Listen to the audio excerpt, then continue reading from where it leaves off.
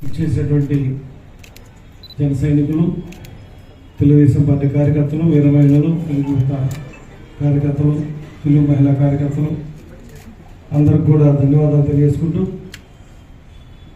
పవన్ కళ్యాణ్ గారు, చంద్రబాబు గారు, మోదీ గారు ఆశయం ఒకటే, అభివృద్ధి పదంలో నడవడానికి మీరందరూ కూడా కృషి చేయాలని, ఏ విధంగా అభివృద్ధి జరుగుతుందో అటువంటి అవకాశాన్ని అందిపుచ్చుకోవాలని వారి యొక్క ఉపన్యాసాలు చెప్తూ ఉంటారు.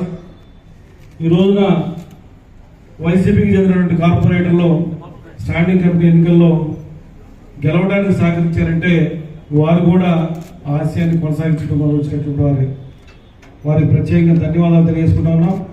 అభివృద్ధి ముఖ్యంగా ఈ నగరపాలక సంస్థ పెద్దలు రామాయణ గారు చెప్పినట్టుగా ఈ సంవత్సరం 40 రోజుల తర్వాత కూడా తప్పనిసరిగా కూటమికి సంబంధించినటువంటి మేయర్ గారు, డిప్యూటీ మేయర్ గారు వస్తారు. ఆ సంవత్సరంలోనే మేము అభివృద్ధి ఏంటో చూపిస్తాం.